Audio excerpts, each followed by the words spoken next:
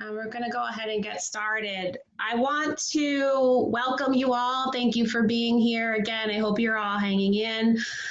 We thought it was wise to postpone from last week given the electricity situation, so I hope you're all hanging in and doing well with that.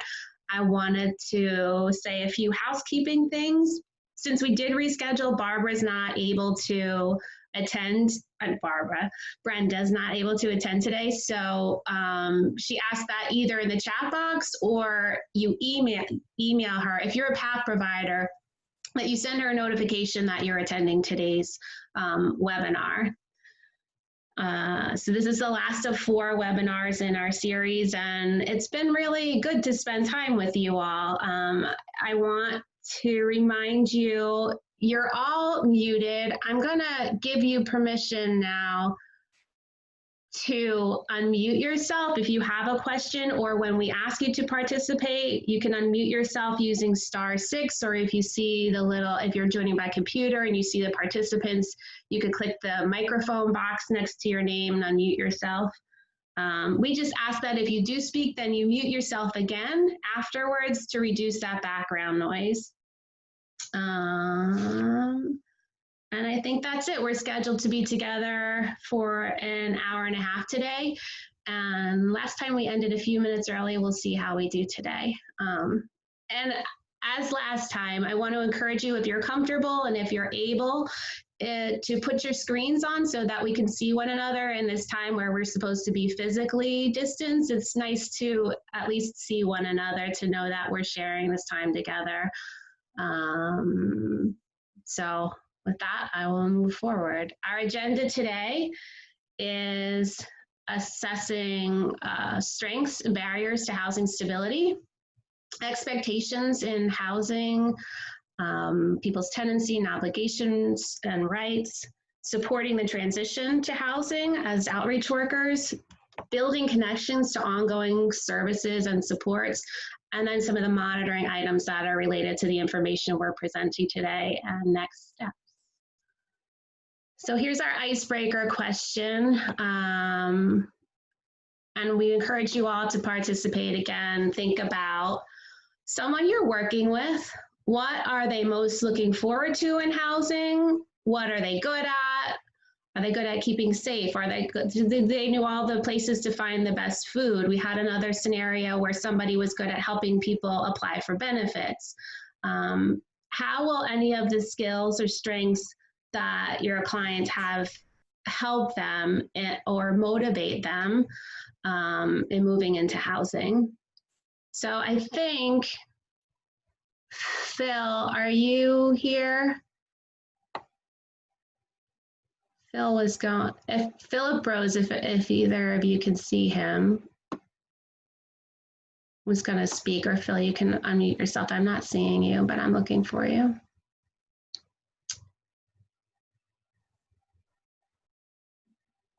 Oh, hello? Can you hear me? Yeah, there you are. Sorry, I couldn't unmute. Someone did it. But you can hear me now. Mm-hmm. Oh, wait, 1 sec, buddy. That's my son. So a lot of the skills we see from our folks out there is like they're excellent cooks, and they'll volunteer at the soup kitchen, and they really look forward to like cooking in their own home and cooking for people they know. We see that a lot. We see a lot of our folks are very resourceful, and with little money they gather, they collect things, and they look forward to having a home to put all these things they find and collect and trade with other people in a home where they're safe and can show them off. So we see a lot of that. Very resourceful, like trading and bartering and collecting things, and also really looking forward to cooking in their own home rather than at a campsite or at a soup kitchen. Yeah, and that can really connect them with that desire to move forward and move into that new situation. And they often want to cook you a meal as soon as they move in and get the keys. So it's very common. That's great. Yeah. And maybe then they can also pull other people in, cook the, the people they're hanging out with in the encampments or wherever, cook them a meal and look. Yeah. That's great. Thank you. Thanks, Phil. Any other people want to share? If you could raise your hand, I could try to unmute you, or use *6 to unmute yourselves on your phone. We'll also watch the chat box. So if you want to put it in the chat box, you want to talk, or put a comment in the chat box, that's fine. Yeah.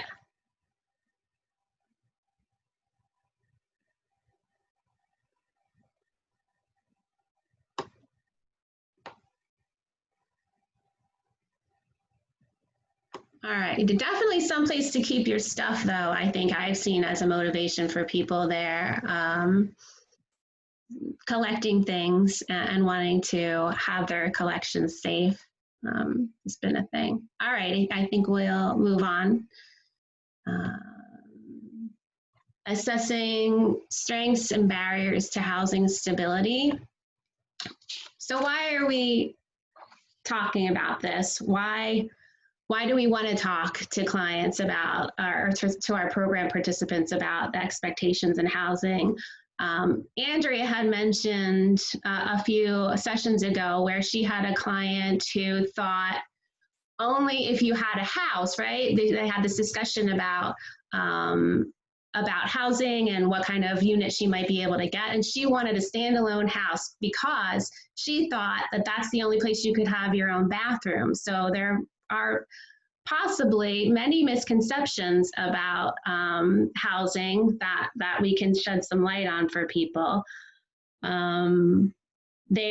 Participants have lots of needs. Many seem urgent and many are related to their survival. So we're talking about this, like what if housing can be the place from which they move forward in the world with a little bit of stability, right? So getting them to that place where they can move forward with some stability in their lives and some sense of control in their lives. And then there's the opposite. Clients think they might have the ability to do anything they want in their own place. And we'll get to some of those rules and expectations going on. But that's not the case either. There are some rules or regulations that they will have to follow. Housing provides structure. We want tenants to be proactive for themselves. Housing can be an early warning system for our clients. It can be an indicator if they're not meeting some of those things that they're supposed to meet, paying rent on time, or we're getting complaints from the landlord about noise, that there are some behavioral health issues, mental health issues that the service provider might need to be aware of. And that might be a motivator to accept services. Housing requires, ideally, an assertive landlord that will flag lease violations and give an opportunity to correct. So again, they're getting these messages about expectations regularly. And it also requires the support of staff and workers to teach tenancy skills. Use those opportunities as teaching moments. Conducting assessments.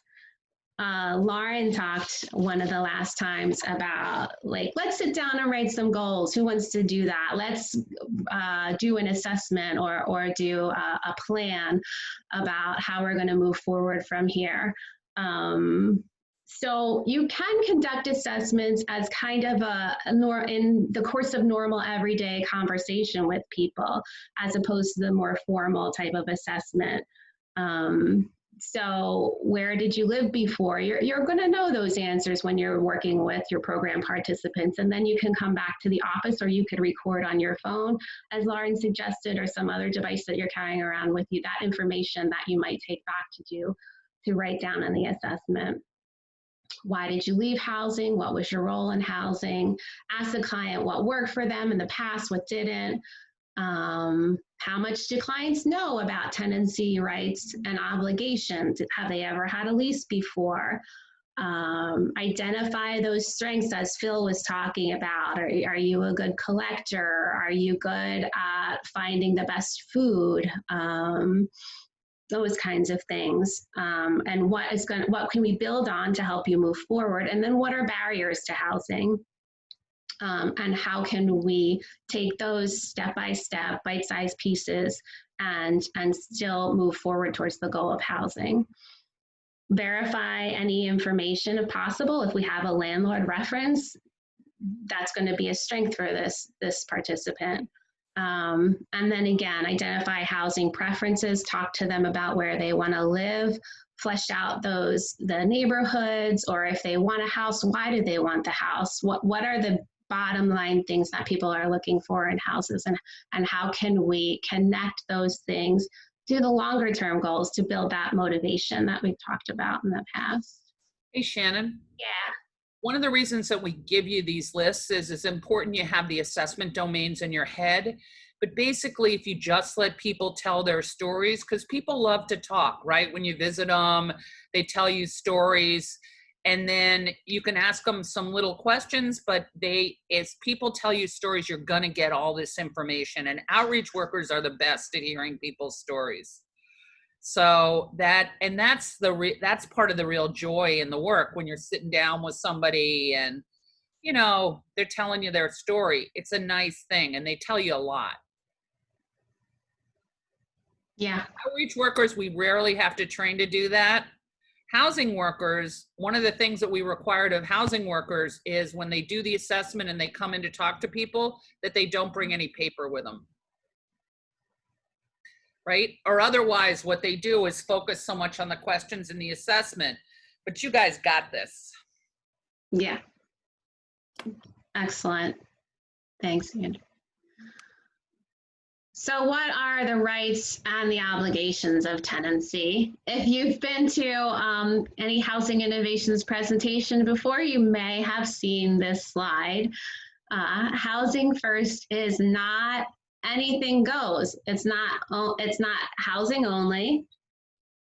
And on the opposite side, it's not anything goes. There are some considerations for safety for the program participant and for the people around them. There are considerations of lease following. So we're going to talk about those things in the upcoming slides.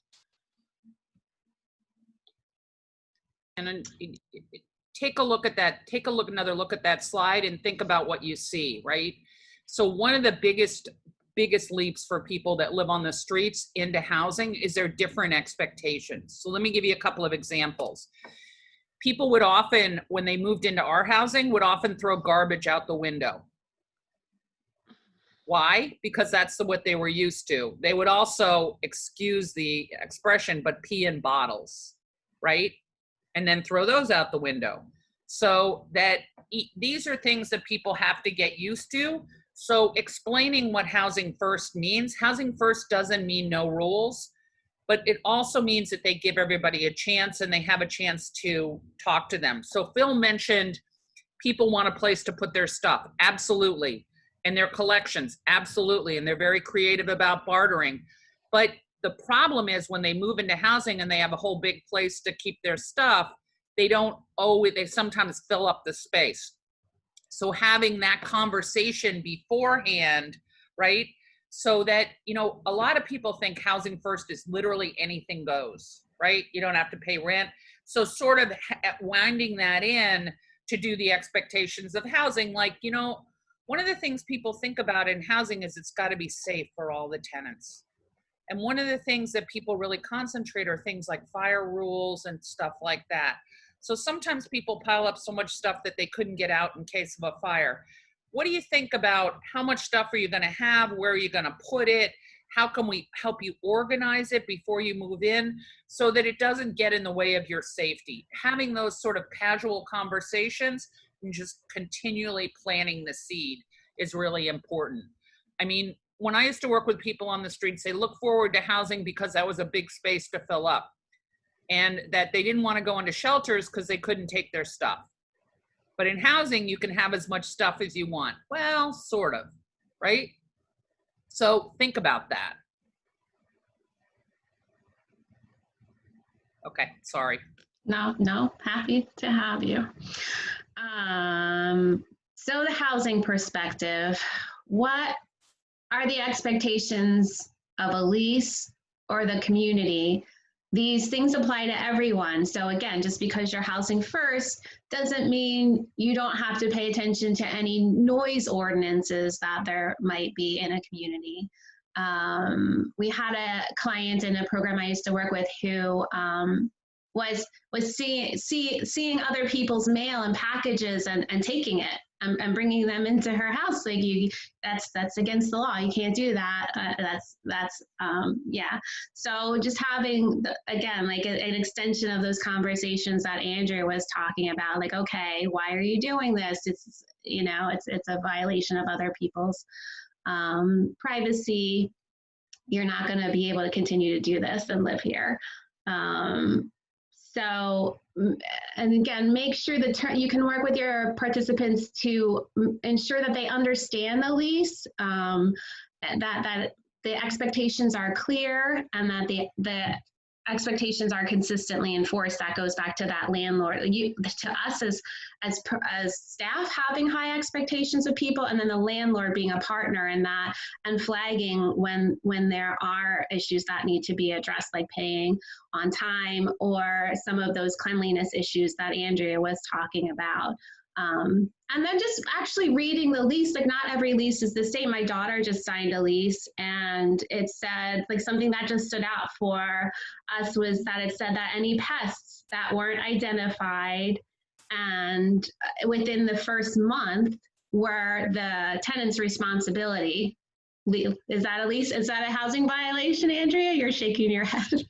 No, they can't actually do that. A lot of people do that because of bed bugs. That's also something that we worry about when people move in, is that, but Connecticut laws are clear on that. It's the landlord's responsibility. So it's something we want to look at, but that's a really good point. Yeah. I also want to make the point that, look, a lot of people think that that when people are homeless, there are no rules, but we know better than that, right? There are a lot of rules. In order to live in an encampment, you have to live around other people, and there are things that you follow. They may not be the same rules as housing, but I always give the example to housing providers about, yeah, well, let's say the New Haven train station. There are not a lot of people screaming their head off in the New Haven train station. Why not? Because they'll get a lot of negative attention, right? And they know that there are other places that if they need to talk to their voices or they need to scream to their voices, they'll go someplace else because they don't want that attention focused on them. And people make adaptations all the time. People usually don't smoke crack in front of the police station. Why? Because that's a problem. So that if people understand, another good example is that I've worked with a lot of psychotic people who may be living in an encampment, and I find that one trigger for me to identify people who are psychotic is people who sleep away from other people. Why is that? Largely because in the night, voices get louder and people may be shouting, and they may stay away from other people in the encampment to sleep. They stay enough to be fairly safe, but they stay far enough so that they're not going to disturb other people and get that kind of attention. So that people make accommodations to the community norms all the time. And that if we can connect what we do to follow those norms of the community when they're homeless and apply that to housing, it's a much easier thing for people. And more importantly, if we explain that to the workers in the housing, because, even housing workers who work with homeless people think that being homeless has no rules and being in housing has a lot of rules, but that's not really true. There's a lot of rules about being homeless, right? Yeah. Right.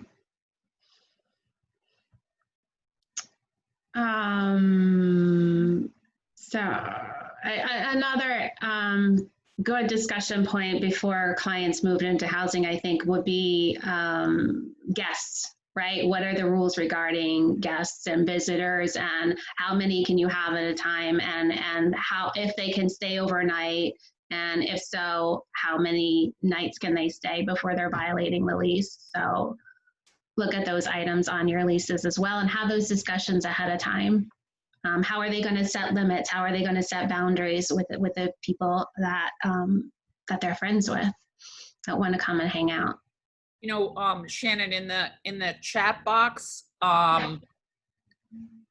Cynthia said that everybody has rights. That's right. One of the things that we want to teach people is what their rights are of tenancy. You don't want to just teach people the rules. And people also have rights on the street, right? And that, rights not to be harassed, rights not to be, and how they protect those rights. That's another thing that we want to apply to housing. But people definitely have housing rights, and absolutely. And we want to teach people how to use those rights. It's a really good point. Yeah. Yeah. Thanks, Cynthia. So then there are roles. What are the landlord's roles and the supportive services roles? We talked a little about the landlord before. The landlord has a role in helping people understand their obligations, and then in that partnership in helping people comply, coming back to the participants, coming back to the tenants and letting them know what is not allowable, and working with the supportive services staff to help to ensure some kind of compliance on those rules. Again, lease violations are often impetus for participants to come back to service providers and say, I'm having trouble with this. So it's a point where they might be assisted in kind of being connected to services. And then supportive services staff provide arranged services needed to access and maintain housing. Always connecting to, if this is your goal, if housing is your goal, and you want a place for your stuff, and you want a place to stay warm and stay healthy, and to have friends over when you want to, these are the rules. These are the steps that you need to follow that are going to get you to your goals.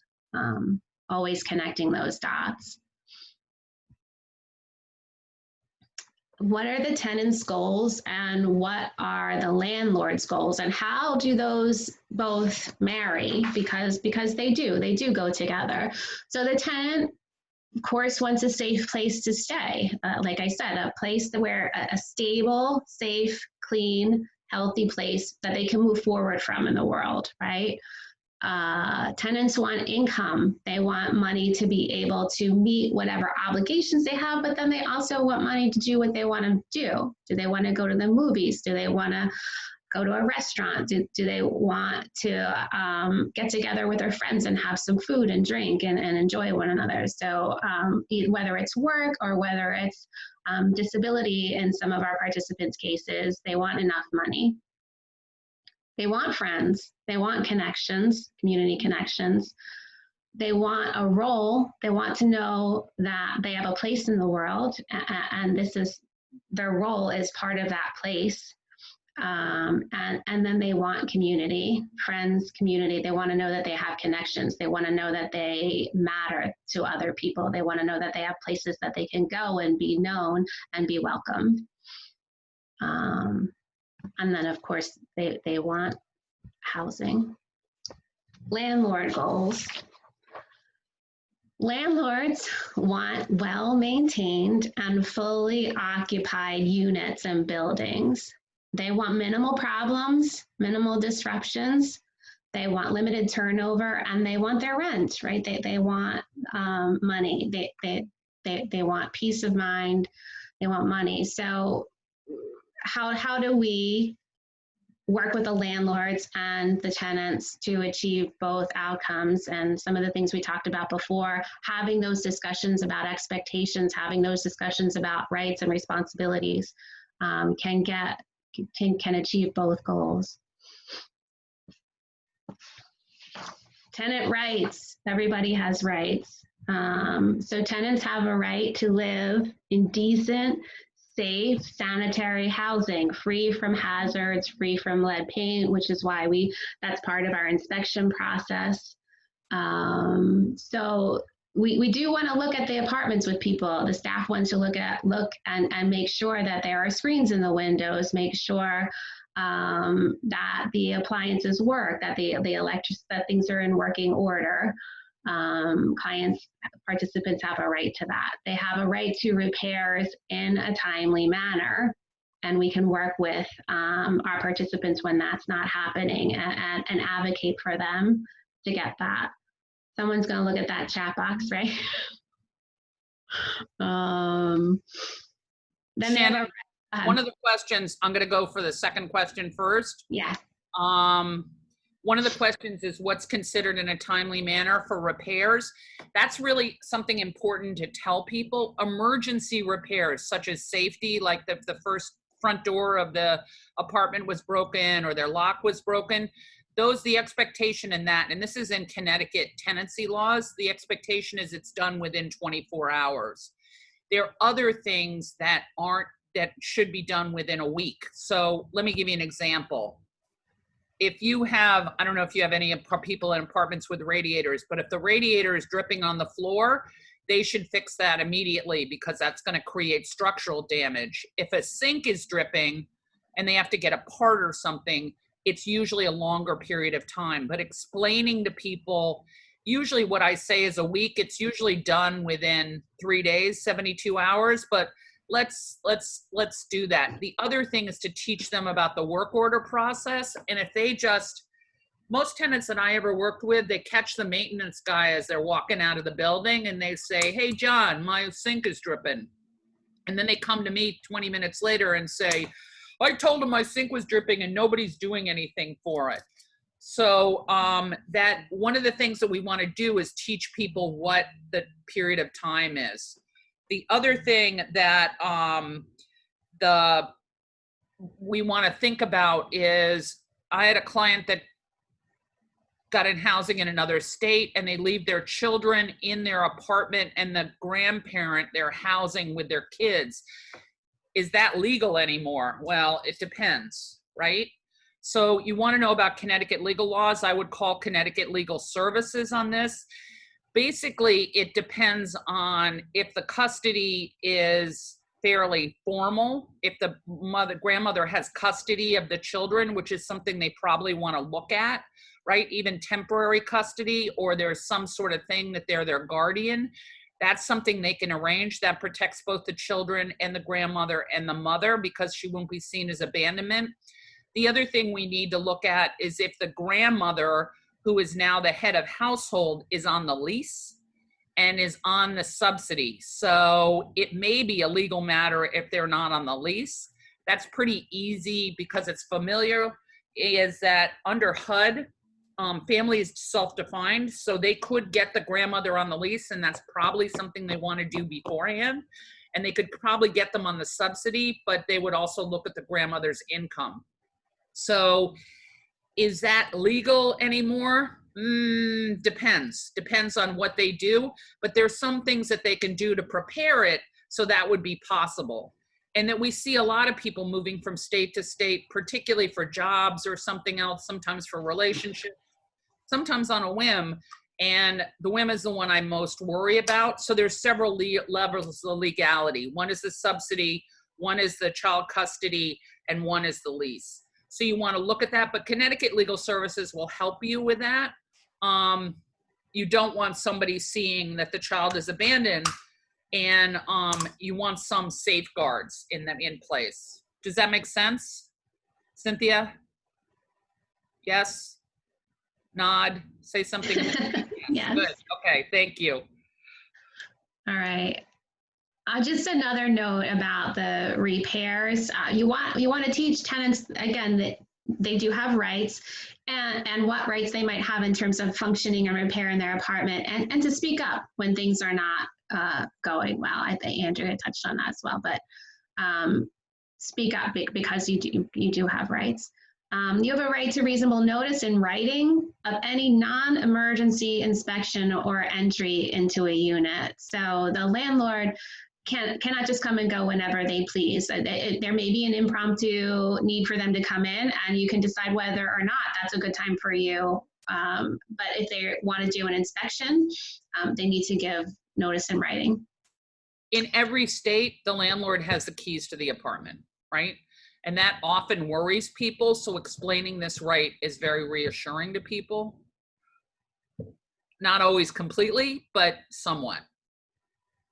I also want to say something, Shannon, which is that CCEH, Connecticut Coalition to End Homelessness, has on their website a PowerPoint that you can use to explain what's called a plain language lease. So as Shannon said, when her daughter got an apartment, everybody was reading the lease, right? Because it's so complicated. Using a plain language lease, particularly one that's written for Connecticut, can be very helpful, and it's right on their website. Perfect, thank you. And then, of course, if it does come to the landlord is not maintaining the apartment, there are repercussions. There is recourse. So the subsidy the subsidy administrator, whoever's giving the rental assistance, can re-inspect the apartment and withhold payments until the apartment meets the standards that it needs to meet. So know that that is recourse. That would be an extreme after you've gone through several steps with the landlord, but it's an option if need be. We have a question about what if the tenant doesn't want to let the landlord in to make necessary repairs? Then yes, placing a note on the door, giving them warning. The landlord has a right to make necessary repairs, right? Particularly because it maintains his property. Yeah. So that, usually the tenant can negotiate it. Can you come back? The tenant can say, I want to be there when you make the repairs. The tenant can say, I don't want to be there when they make the repairs. You want to help them negotiate with that with the landlord, but they can't stop the landlord from making necessary repairs, particularly if they give notice. But most landlords will be willing to offer some accommodation if people have a really hard time. Sometimes it's reassuring to people if the case manager or the housing case manager is there as well, which is not a bad idea. Some landlords are really assured by that too. So you want to figure that out, but they have to let the landlord make repairs as long as they follow the protocol. Yeah, and you can help them understand the landlord's point of view too. Like, yeah. This does not have to be an adversarial relationship. This can be in the well-being for the participants. Like if your hot water heater is leaking and that's in your apartment, well, that's a safety issue, and there could be mold, there could be any number of things that could go wrong for the tenant. So with working out how the client is going to feel safe and okay about it, this can also be in the tenant's best interest as well. So obligations of a lease, we've talked about a little bit before. Allow all residents to have quiet, peaceful enjoyment. Again, you could bring in some of those rules that Andrea was saying about the rules of being homeless too. You need to get along with your neighbors, even your homeless neighbors, and you need to know how to move about in the world where you're not getting calls from the police, where you're not getting those disruptions. Do not engage in criminal activity in the unit, in common areas or grounds. It's an obligation of a lease. Keeping the unit free of health and safety hazards, as that picture about housing first is not anything goes. You can't have your apartment in such a way where it's a safety hazard, where things might catch fire, or you don't know what's where, you might trip and fall, those types of things. Dispose of garbage and waste appropriately. Again, Andrea's example of throwing them out the window, not okay. So how do we do this? There's a lot of learning that goes on with having a unit, an apartment of your own. Make required rental payments to the landlord on time. And this is, again, where you need the help of the landlord to keep people on track with that. And then keep utilities current and paid. We want to think about this, right? So let's use utilities. People have not had enough money their whole lives. And when they were in housing before, they probably had their utilities shut off. What happens in supportive housing is the subsidy is ended if the apartment is not within 30 days, if the apartment is not fit for human habitation, and that includes utilities. And that there's also fire hazards and all sorts of things. So this is the reason for the rule, right? So as Shannon said, we always want to explain what the rules are and give people some examples. The other thing about utility shutoffs, I don't know about you all, but when my clients were in housing, they got their utilities shut off. They always got one of those huge orange extension cords and connected it to their neighbors. So it couldn't have been more obvious. And it was hard for me not to say, really, you can't get a bland color extension cord. You're going to get a huge orange extension cord. But they would get caught all the time. And that's a real problem. And that people are worried about that. And why are they worried about that? Because their job is to keep everybody in the building safe. So explaining the reasons can be really helpful for people. Absolutely. So that last slides was the obligations of a lease or tenancy, and now we're going to talk about the obligations of having the rental assistance subsidy. Again, you must abide by the terms of the lease.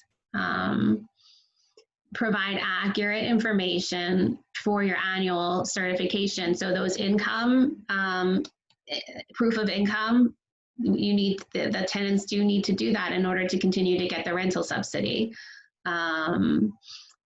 Report changes in income or household, again, proof of income, and have discussions with people about when your household changes. Again, like Andrea said, you have a right to say who your family is, to define that, but you need to work with, the tenants need to work with both the landlord, the people who give the subsidy, and the service provider to make sure that's done in a way that is legal and safe for everybody. Do you need more bedrooms? Can you move down to fewer bedrooms? Talk about those kinds of changes. Talk about implications to budget when those things happen. And then allow required inspection and the maintenance to the unit, the housing quality inspections. So we do have to, the service provider does have to come in and inspect annually. And again, giving your participants the rationale for why these are happening is always useful. Hand it over to Andrea. Thanks, Shannon. So let's talk a little bit about the support in housing. So let's go to the next slide. One of the things that we need to realize is when people make the transition. All right, wait a minute. Let me answer this question. What about when clients' health, substance use, and behavior creates a safety hazard in the unit and to other people? Well, that's a question, right? So under housing first, it's not the substance abuse, but it's the behavior, right? So that the behaviors that are associated with substance abuse, including not paying rent, oftentimes, unhealthy conditions in the apartment, are things that the landlord can deal with. The services is going to talk to them about things like health and how they're looking and decisions they make outside the building, but they're also going to talk to them about this is not acceptable. Oftentimes, what we ask is that the landlord send them a letter that said, this is in violation of health and safety requirements. You have to clean up this apartment, and then we can work with them to do that, and we can address the substance abuse this way. So in supportive housing, largely we address it from the very specific behaviors that may be tenancy violations.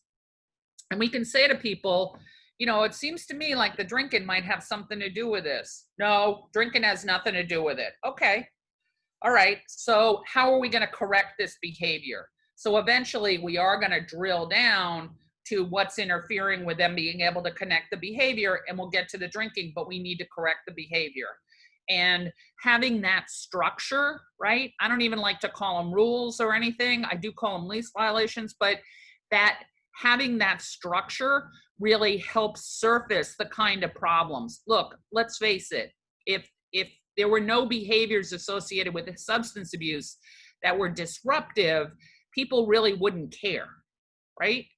So that we need to really focus on the behaviors and how they're going to change that behavior, and that often gets to the substance use. Does that make any sense? Okay. So as people start the transition, as Shannon said, we want to prepare people for the transition, the structure, the expectations, and their rights. And we also want to talk to them about what their skills are that they can transfer, and the other things that they can transfer, like their network of care, that sort of thing. Because when people move to housing, it's a new start, but it's also a shock, right? We work with people who have probably never been alone their entire life. and most of them are moving into single apartments. That's a scary thing. So there's hope, but there's also grief to leave behind their friends, what their life was like, their structure. It's an opportunity for change, but there's also huge loss involved when they move into housing. And a lot of it has to do with those relationships. And so it's stressful, right? And that, you know, the things that they did every day when they're homeless, they're not going to need to do those anymore. Protecting their stuff, going to the soup kitchen. So we want to help people take those things, like Phil said, the cooking, and transfer it over to housing. We want them to develop a schedule and some structure and purpose, some things they look forward to. And I know this isn't a popular view, but I was a case manager for a lot of years and I thought myself was really good, but you know what? I was always worried when people looked forward to seeing me as the highlight, right? They have to look forward to other things. Looking forward to a doctor's appointment or seeing your case manager should be a red flag for people. There has to be other things in their life that they see as fun and rewarding. So helping people get a structure is to figure out how they structure their day. It can be anything. Moving into housing can also trigger fears of failure. Obviously, you know, they're homeless, so they have not done well in housing in the past. There were probably good things and bad things. They can learn from that, but they're going to fear that they're going to lose their housing, they're going to disappoint you, or they're going to be back homeless, and that's a scary thing. There's an uncertainty and an anxiety, which is explaining to people what the expectations are in housing, and the structure can really help with. The other thing is that, and I don't know if you guys have seen this, but oftentimes when people move into housing, they increase their symptoms, right? I mean, voices get louder when it's quiet. People may not have been in a place where it's quiet for a long time. So voices might increase, behaviors will increase, substance use will increase. You're probably going to hear from the housing provider, why the hell didn't you tell me they were so psychotic? Well, the answer might be they weren't as psychotic. We knew they were psychotic and we said that, but they weren't as psychotic when they were living in the encampment. That they weren't drinking as much or using as many drugs as when they were in the encampment. People try to fill the void, and it's lonely when people move in for the first time. So you want to make sure that people know what they're doing in housing, and you expect that the symptoms will increase. I always thought the symptoms would decrease, but they don't always, right? And that there's a couple of points where they really increase the first month, and then after 3 months when they realize that housing doesn't relay the promises, and we're going to talk about that with goals. You know, people at 3 months often get discouraged because they don't have everything they want. That's a really cute dog.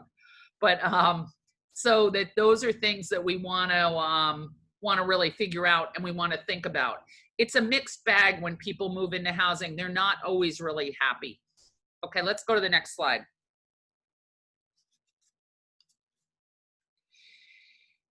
We want to support the transition. We want to meet with the people and the resources. We want to do a warm handoff to the case manager, and we're going to talk about that in a minute. And yeah. Did people taking advantage of them increases? Did you see that comment in the chat box? Yeah. Yes. Yeah. Okay, this is a horrible expression, but for predators and supportive housing, it's like shooting ducks in a barrel. Okay? So even predators that didn't do really well and weren't particularly successful in the past, they get in a housing with a lot of vulnerable people, and it increases. And yes, and people also have patterns, right? We all know the guy in the encampment that gives everybody else their check, and it's in trade for safety. So they're used to those things. So we want to talk about that before they move. But people being taken advantage does increase. Okay. We want to teach the housing providers how to work with people. We want them to re-engage. We want them to assess new needs. Everything in our assessment has been built on people being on the streets or in shelters. It's a very different thing when they're in housing, and they'll have very different needs. It's like that structure that we talked about. People need structure and purpose in their lives. We're not going to necessarily know that, but we'll know what they're good at. So we want to really focus on community supports. And if we've hooked people up with any community supports, we want to make sure that they have the ability to connect with those community supports even when they're in housing. So we want to get resources that aren't only available to people when they're homeless. So let me give you an example, is that when families are in shelter, they get daycare. But when they move out of shelter into rapid rehousing, the daycare often disappears. So we want to do some work before they move out to get that daycare to increase. There's some clinics like Healthcare for the Homeless, that sort of thing, that only serve people who are homeless, and when they're in housing, that's no longer available.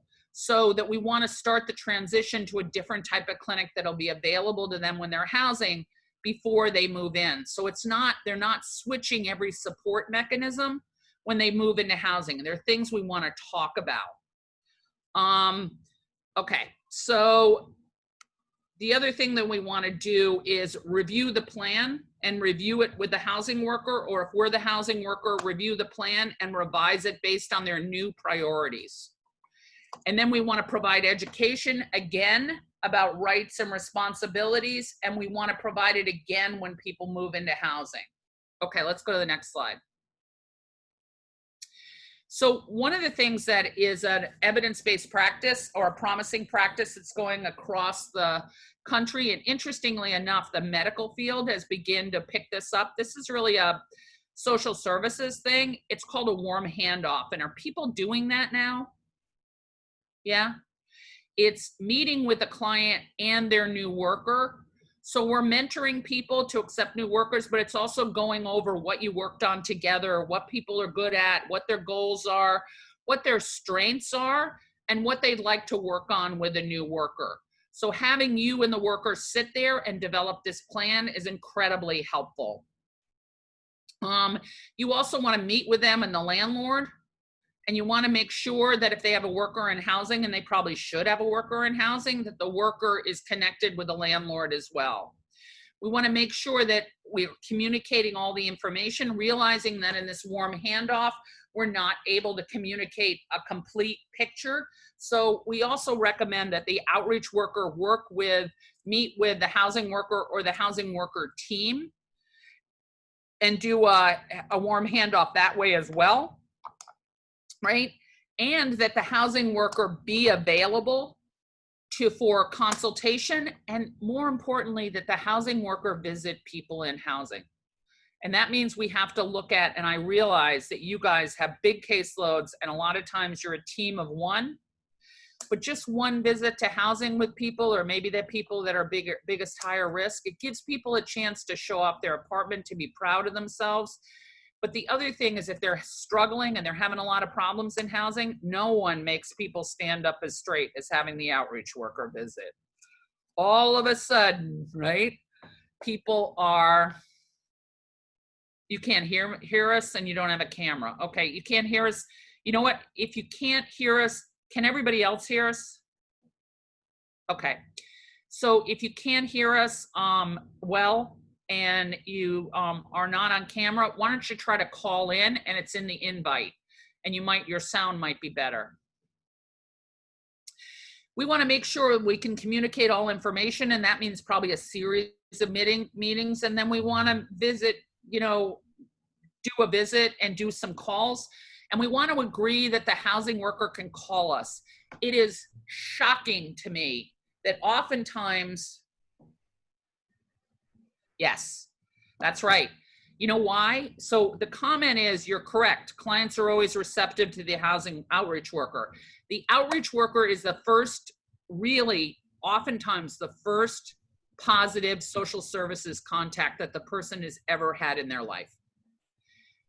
The outreach worker also gets people out of an awful experience, right?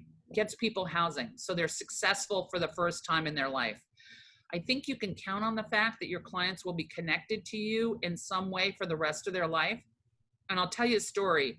I used to work outreach a lot in New York City, and a number of years ago, I was standing outside our building, and I'd had a series of jobs since then, but it had been 25 years, and somebody I'd done outreach to in the New York City subways came up and said, "Hey, Andrea, hey, where you been? I need to talk to you. I'm having problems in my housing. Could you fix that?" I hadn't seen her in 25 years. She was pissed off that I had moved from the place where she saw me last, and she wanted help. And that's because that connection, that had nothing to do with me. That had to do with that outreach connection, right? That was really important to her. So yes, outreach workers oftentimes have the strongest connection with clients of anybody. So we want to consult, we want to help people. We want to help people with stuff like, I don't know, they get agitated and we can't calm them down. Well, this might have worked before, this might have worked before. Those are important things to help people with that because they don't know. And those aren't things that you're automatically gonna talk to people about. But in the situation, you can help people with that. Okay, let's go to the next one. We want to, this is it. We want to leverage the person's ties. We want to accompany clients to appointments and make sure that we have some ties with their services before they move into housing and try to transfer as much as that as possible. If the question you're asking yourself is she saying I'm telling the housing workers how to do their job? Yep, you are, right? You absolutely are, because you know this client better than anybody else. So you're offering guidance. I'm not saying you're telling them to do their job, but you sort of are, right? And that we want to make sure that they have all the information and they can follow up with people. And then when you visit people in homes, you know what else? It's really good for outreach workers. It's also really good for shelter workers. It's nice to see people in housing, and it gives us a feeling of we're not so worried about people, because those deep ties cut both ways. Okay, let's go to the next one. What we're working on here is to teach people a planning process. The people we work with have been in crisis all their lives. And how you react to crisis is just that, it's reactive. And usually it's only one option. So talking to people about what their different options are, what their rights are, what their responsibilities, helps people move to a more critical thinking format, and people get in less trouble. And frankly, if they get in trouble with housing and they're working on a crisis format, what they're going to do is either leave housing or cuss out the landlord, right? We want people to know that there are different scenarios that they could pursue that might have a different effect, and letting them practice that before they go into housing and reinforcing that when they go in housing is really important. As I said, structure and purpose is really important, helping people figure out things to look forward to. So Phil said it, cooking a meal for their friends at the encampment, right? What's the other things that people can do? We've tried journaling with some people. Doesn't work for everybody, doesn't work for me. So, there's some things that you can do. Playing cards, or going to play pool, or taking a walk, or something to look forward to every day that brings them pleasure is really important. If people feel like the only thing they're going to get out of housing is doctor's appointments and meetings with their case manager, would you stay in a situation like that? I wouldn't stay in a situation like that. They've got to see some benefit to the housing, reinforcing the stuff like cooking and kitchens and having your own bathroom and being able to take a shower. That's really important. We're also going to help people assume a new role. The term I hate the most in this world is formerly homeless people, right? One of my clients asked me once, when do I stop being a formerly homeless person? And I thought, right now, buddy, you're starting right now. We want people to transform their role to be a tenant, a family member, a friend, a worker, and we're going to help people transfer those roles, because those roles bring expectations, benefits, and they provide structure and purpose in people's lives. And as they assume those roles, that's going to provide the structure and purpose going forward. It's also going to provide equity in their own lives. So if people see themselves as a tenant as opposed to a formerly homeless person, they're going to feel more equity and ownership over their housing. And that's exactly what we want, because people who feel ownership or feel like they have equity in their housing are less likely to leave. So that's where we're going to move to. Okay. Phil is also saying you move into a mentor role. That could be one of your new roles. Yes. Yes. That's a really huge role, and it's a way for people to connect with people back at the encampment without moving them into their apartment, which is definitely something that we want. The other thing is to even formalize that, is to have people do outreach with you and talk about what like housing is like, that sort of thing. Yep. Okay. Let's go to the next one. And then one after that. Oh, there we go. Adjusting. That's good. Okay. Whoops. Wait a minute. I had the chat pulled up. Okay. We talked about establishing a schedule, other predictable activities. That's really important. I mean, look, you know what? It's not always a panacea. So I had a guy who really liked to play pool and used to reward himself in the encampment of playing pool, and he was pretty good at playing pool. I had no idea that most of the pool halls in New York City had bars in them. So that went south pretty quickly, right? So, all right, so that was a mistake. So let's figure out something else so we can do without a bar present, right? I mean, we're going to figure out what people are doing, and you're going to bump around a little bit, right? I love the thing about people who are volunteering in soup kitchens. They can continue to do that. That may be the way they continue to see their buds, but we want to make sure that people understand that connection. Okay, let's go to the next one. Next one.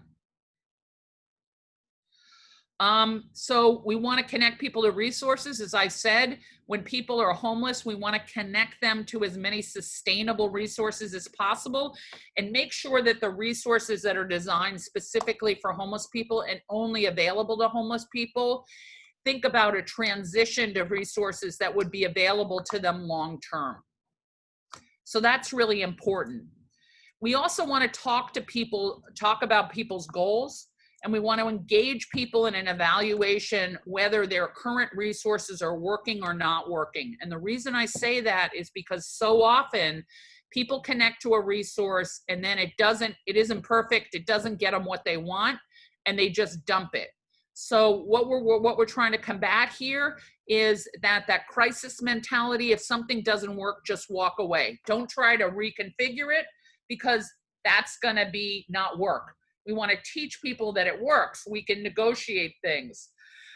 We want to be in regular contact with the resources, and we want to encourage the housing provider to maintain that resource and to be in regular contact. That's going to be hard for them, right?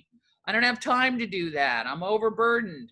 Yeah, well, we're all overburdened, right? But if you don't stay in contact with the resource sometimes falls apart. And we know particularly people who come out of crisis situations are more likely to walk away than others. We want to build skills to negotiate, and we want to reward skills to negotiate. So I'll give you an example. We had a guy who had some heart problems, and it took us months to get him a cardiologist. So on his second visit to the cardiologist gave him a lecture about his drinking and his smoking. So what do you think happened? He left that cardiologist and he said, I hate that cardiologist. I'm never going back there. So how can we negotiate that? Maybe you can get another cardiologist. Maybe he can tolerate a shorter lecture on it. I mean, let's face it, people who work with hearts are going to talk to you about your drinking and smoking, but it doesn't have to be half an hour. It doesn't have to be in that way. So we can negotiate it. So we were able to renegotiate it. He actually saw a different cardiologist. Actually, he changed from a man to a woman, and that really helped him. For some reason, a woman giving him the lecture about smoking and drinking was different for him. So get a cardiologist who understands harm reduction. Honey, if you know anybody like that, let me know, because there's lots of people in Connecticut who need that. I've had a hard time finding that, but you're absolutely right, is that we need that. We also need to talk to the cardiologist and tell him what he's uncomfortable with. Okay, let's go. I know it's on my wish list. Yeah, it's on my wish list too. If anybody knows, let's figure it out. We're also going to identify resources and help the housing to identify resources that are related to the goals, right? And this is just a list of resources. Okay, let's go to the next one. We're also going to build skills, both before people are there, but we're going to help housing providers give skills, right? And we're going to ritualize it so people know how to do it. If the question you're asking in your own head is, do we train housing providers on this? Yes, we do. We train everybody on this, right? But that doesn't mean that everybody applies it. So let's talk about building skills for housing. We want to educate people on rights and responsibilities, and we want to educate people on why those responsibilities are in place, right? So let me give you an example. People move into housing and they say the landlord's rich because they have 10 tenants all paying them rent. They don't need my little bit of rent. Yes, they do. So the part of it is that the rent allows them to keep the lights on. This is important. This is the reason. Landlords are pretty close to the bone. They might have a mortgage. We want to explain that sort of stuff. We want to model negotiating for the landlord, and then we want to try it out and debrief. So here's how we're going to talk to people about what they want out of a discussion with their landlord. We're going to go with them, and we may lead the discussion to mentor them, right? And then we're going to debrief. The debrief is really important. What do you think out of that conversation worked? What do you think out of that conversation didn't work? You don't have to be perfect. There have been plenty of instances where I negotiated with a client present and I got hot. And they said things like, your face got all red. I thought you were going to jump over the table. Okay, now we know what not to do, right? I'm not always wrapped that tight, so now we know what not to do. What else do you think I could have done, right? So that's part of the negotiation. And then we're going to ask them to try it out, and then we're going to debrief it together. And then we're going to establish regular check-ins as people do it. People often need mentoring to do these. These are pretty high-level interpersonal skills, and to teach them, we need a ritualized process. We're also going to review the costs and benefits. People are going to say to you, it's not worth it. If I have to talk to the landlord every week, it's not worth it for me. Okay. Let's talk about the cost and let's talk about the benefits. Let's talk about what you like about your housing. Let's talk about what it's going to take to keep it. We're also going to teach people to recognize strong partners. So we did a little thing, what I call constructive sociopathy. So we gave all of our clients thank you cards and gave them some sample thank you notes. So when they were pushed ahead of others at the clinic by the receptionist, if their landlord did something nice to them, they'd write them a thank you note, right? We also stamped the envelopes. We really wanted people to do this. Because, right? And look, think about it. The receptionist, I mean, they came into the reception area and they went absolutely first. The receptionist was thrilled to see them. The landlord was saying, you know, sometimes he's got some issues, but he's really a nice guy. He wrote me this sweet note. Great. Perfect, right? We want to recognize people for that sort of thing, and we want to teach people the benefit of it. We want to help people renegotiate relationships and tell them that there's always a fallback position. And we want to continue to build motivation, which is based on feeling confident in your own skills, which a lot of this skill building does, feeling confident in your own skills, right? And hope. Hope that this will get you what you want, and hope keeps you going through the process. Okay, let's go to the next one. So we're going to do some case studies. So let me just confer for a minute. We're at 12:06. Yeah. So do we want to do, why don't we do 10 brief? And we're going to divide people in groups. And when Shannon and Liz and I are all going to be in the groups, and then we're going to pull up the case study that's for that specific group, and we've got some questions for you. Okay? So Liz is going to divide people up. Yeah. We're going to ask for, obviously, we're going to ask for participation. So try to figure out how to unmute yourselves now. Yeah. So people need help, say so. Yeah.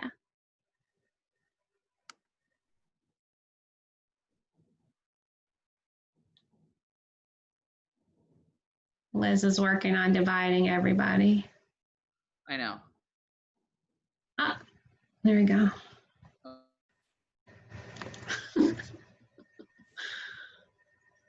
Uh-oh. Uh-oh. Uh-oh. Are you, which one are you? You're the, Morning. I just was moved. It's so funny, this technology, but it's a good thing we have it. All right, I'm gonna share my screen here. I think. Yeah, share screen.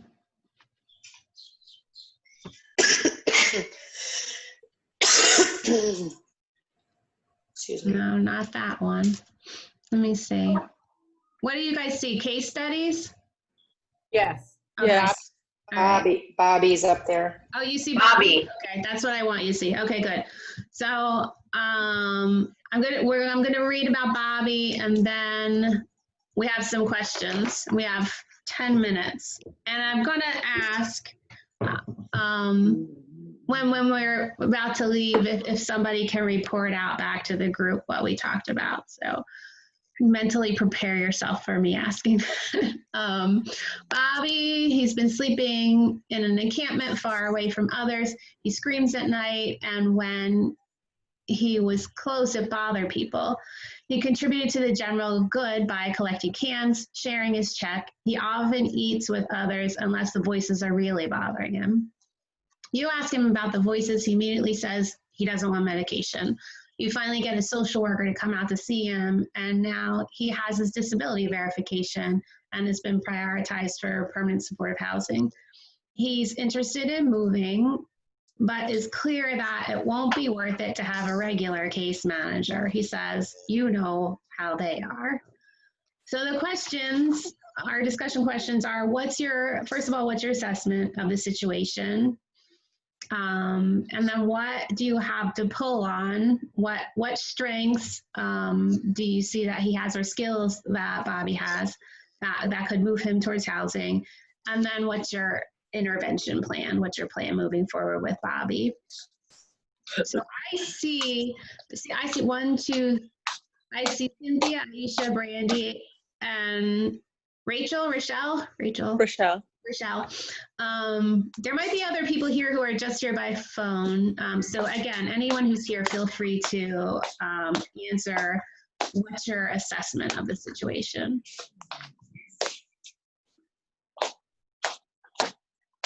Latrina. He understands that the voices impact his ability to interact with others. I think that's a strength. And then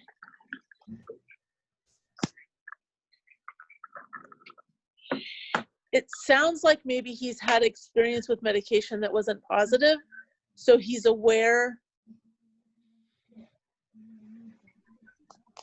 and perhaps he's afraid to go back on the medication, but he's open to the idea of housing. So permanent supportive housing would provide him stable housing if he was able to continue to interact with others, I guess. It also says that he likes to contribute. Right. So living in an apartment might work for him because it looks like he tries to do things and help others. Right. Any other observations about Bobby? I think that we need to build trust between him and the case manager again. That is the main problem here. I mean, he's open for housing. He recognizes his weaknesses, and we know that if he get a housing, he will be fine or better because he clearly say that the voices bother people, right? Of his own environment. But the only thing holding him back from that is like he doesn't trust case managers. So he doesn't trust it. The guy is why it won't work. Right. So we need to build trust again on that part. So I don't know. I think that mostly communicating with him, trying to connect him in a different way with a new case manager or the PSA case manager will be nice. So he has a previous introduction, and the PSA case manager maybe, get more, get him to know before that, before the process or almost the beginning of the process. That will be nice. So to see how Bobby reacts to the person. So some of that warm handoff type of thing that Andrew was talking about.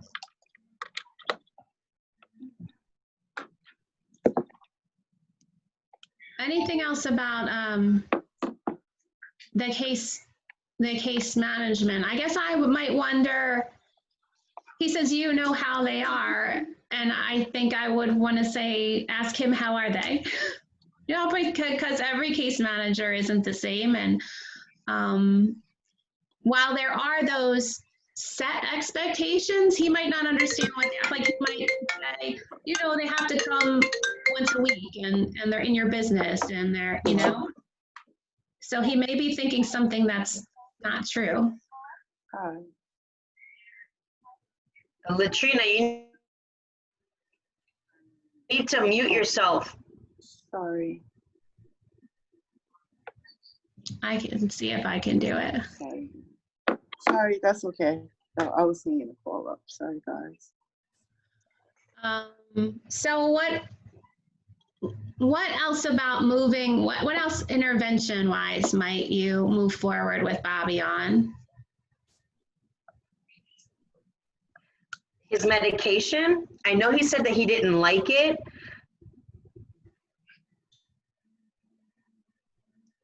Try to make another suggestion. If he doesn't like it, then he can get off of it, but just to maybe see if maybe this time he'll have a different outcome. Because sometimes when you get on medication, get it right the first, second, third, fourth time. It's like a gamble, right? You gotta figure out if you take too much sleeping medicine, will it make you go in the day? Or if you have like bipolar, so it's just like a gamble. So maybe you can try to revisit the medication part of it. But I mean, he seems like Kevin, I think his name was, he made some great points. Like he seems open to it. It's just building that trust with the kid, right? And again, everyone is different. So just giving him somebody that you think that might be a good fit with him. But the fact that he's considerate by going somewhere else and to like avoid the night screaming, and the voices is just, that's alarming to me, just because it's just alarming. Yeah, but you also said like you're identifying good skills that he has to, like he's self-aware enough to know where he can be when the voices come or don't come.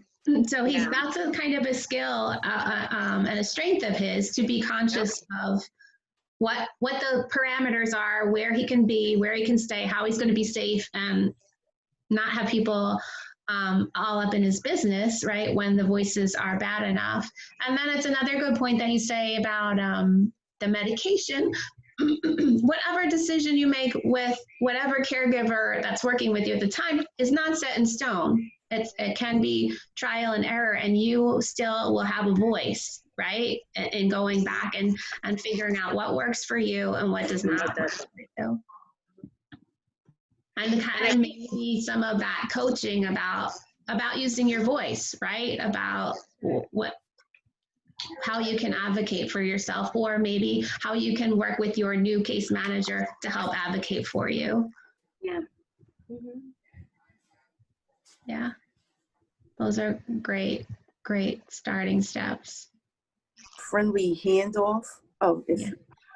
Like a warm welcome, like when you introducing clients to new providers, that always help, especially when you may have like gained a good rapport with them.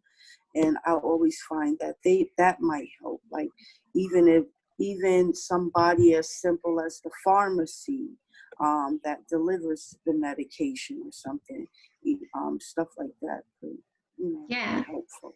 Yeah, absolutely, Latrina. And then some of that, the warm handoff gives you the opportunity to, model some of that negotiating, right? And then debrief about what worked with that, where did I do okay as your, where did I not, what could you do that I did, or what would you do differently, you know, that might work better. Yeah, very good point. Thank you. I think we're probably getting close to the end, but anything else you want to say? I think that's strength, like, so he's for sure got strengths, and now he has a disability. Like, you can also see from this, since, as it's outlined here, since the time you knew him, he's made some progress steps. So also remind him of that too. Like, when I first met you, you didn't have a disability check. Now you've met with this social worker and things have turned out well for you. So what can we learn from that? Let's continue. Yeah. Right. Shannon, may I ask a quick question? Yes. Outside the topic. So Yes. like I've been dealing with 211, but with this COVID-19, and I have some clients, I'm a recovery navigator, and it's just, there's no placement. Do you know of any other resource outside of 211 that's helping homeless clients? I mean, that's the only reason to give, but it's such a long, drawn out process. There's no like rapid rehousing available. Is that what you're saying? Yeah, yes, that'll be fine. Is that, how do I you would go about applying for that? look, if 211 is not working, I would look on the CT Bus website and look at your CAN representatives for the area that you're serving, and talk to one of them, reach out to them by email or phone. Is that CT? ctboss.org. CTBOSS? One S, ctbos.org. Okay. And look for your CAN representative, look at the region that you serve. Okay. Thank you. You're welcome. Who wants to report out? I'm going to ask who wants to report out.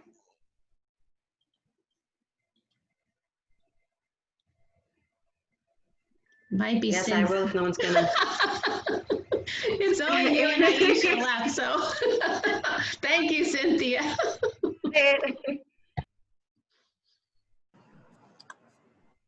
Yes. Okay, because I completely forgot how we divided this up. Sorry. Oh, that's okay. Did you guys do Jenny too? We did Ralph. And as somebody so eloquently put it, Jenny needs some therapy. And my comment is, don't we all? But yes, that. But we had some great. But anyway, I'm sorry. You guys start. I want to talk about Jenny. You guys. Okay, so why don't we start with Ralph, the first one. Can we do that, Shannon? Yeah. Am I showing Ralph now? No, you're showing Bobby. Okay. Let me just go up a little bit. It's doing my set. Okay. How's that? Perfect. Okay. Okay, I'm just going to read it, and then Phil's going to talk about him a little bit. Ralph recently got word he qualified for rapid rehousing. He's glad to be able to get in a house with his girlfriend in. He's currently living in a shelter. He'd been back and forth to the streets and shelter. He has no plans to get a job, but says they will live on SSI. It is unlikely that SSI will support them, and moving his girlfriend in will have to be better. He hopes he won't tell anybody about his plan. He said that if it doesn't work, at least he can get through the winter and then go back out. So Phil, you're up. You're on mute. There we go. I think we all agreed that one thing Ralph had going, several things, that he was being very upfront with the outreach worker and telling him his plans and not hiding things. And that was a good thing, that he was planning on moving his girlfriend in, and that he was telling the outreach worker. A positive, he did have SSI income. Whether it's enough or not still needs to be assessed.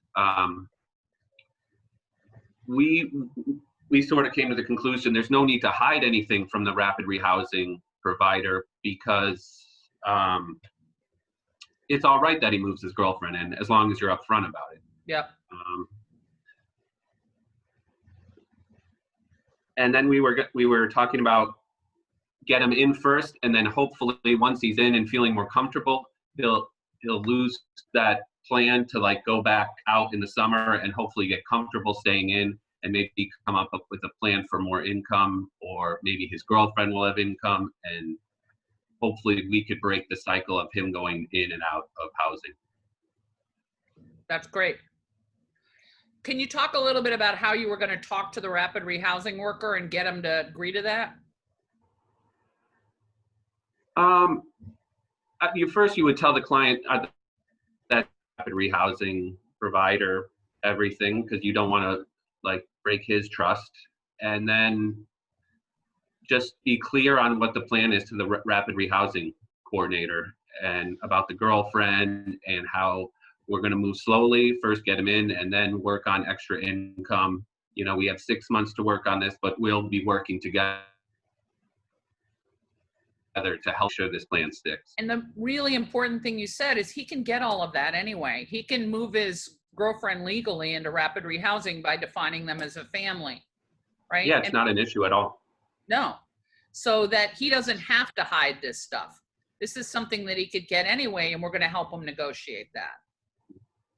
So that's a really important thing. And no panicking about the fact that he's thinking about this in 6 months, because that's usual with a crisis orientation. And they're just going to look at how he does in housing and use that to try to keep him there for a longer period, particularly after he has some successes. So do people have comments? Does Ralph sound familiar to you? Okay, let's go to the next one. Bobby?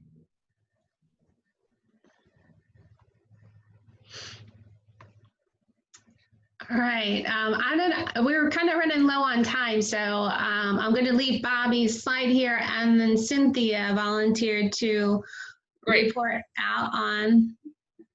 So Cynthia, if you could unmute yourself. There you are. Oh, okay, I'll let you. There you go. Okay. Hi, guys.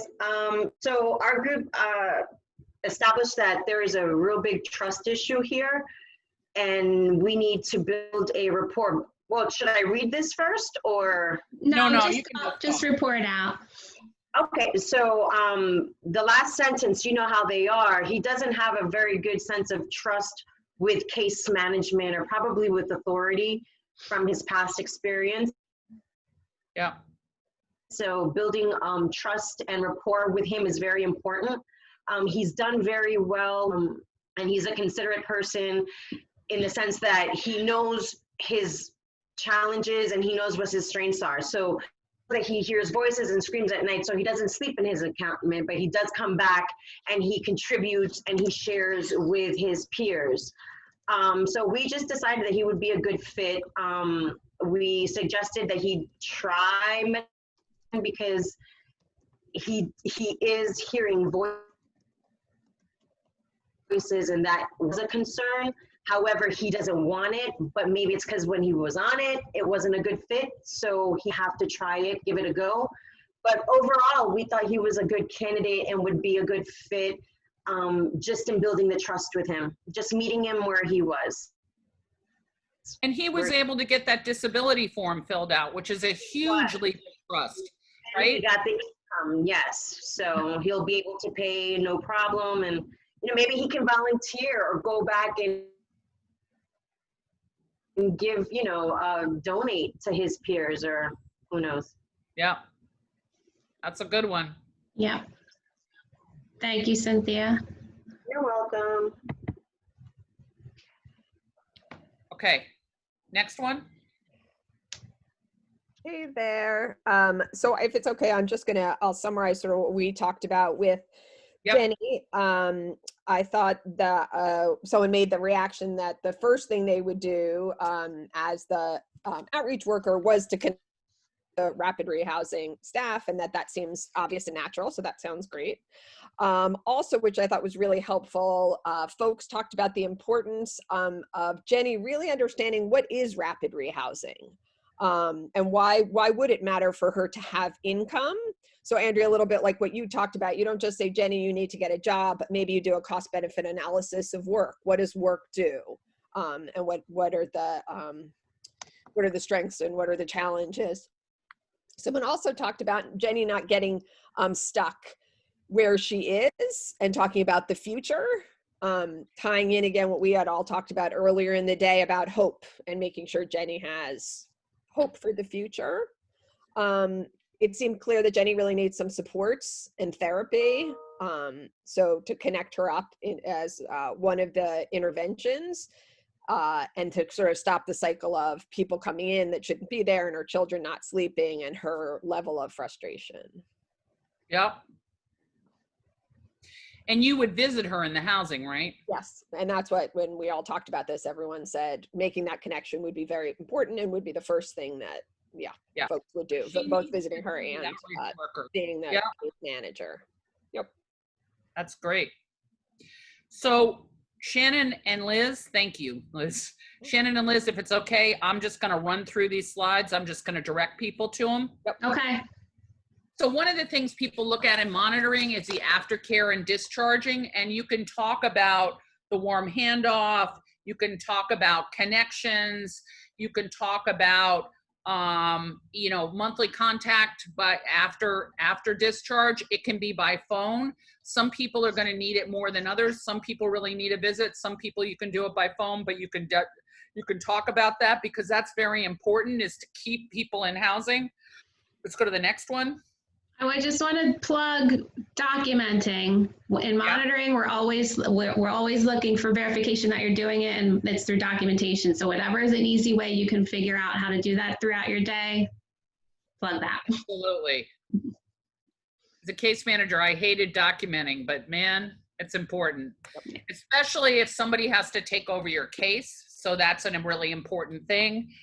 And then we're going to direct you at some tools. These are the specifics of the documentation. These are some tools you can click on. You have the PowerPoint as attached to the case, and it was also sent out to you. And we are recording this. It will be put on the CT Bus website for you. That's all available to you. And we just want to thank you. It's been a real pleasure working with you, and we hope we see you in Connecticut. Thanks a lot. Thank you, everyone. Take care. Our contact is there too. Yeah. I know we're all, I put Annie Stockton's email because folks were having some, sharing some struggles with getting folks into rapid rehousing who were survivors of DV. So Great. if you have an issue, I think it's okay. I'm going to give out her email, but Annie is fantastic. And I encourage you to, share your concerns with her. Great. Very good. Thank you. Thank you. Thanks, everyone. I'll leave this up for a couple of minutes in case you need it, but we're going to end now. Thank you. Thank you.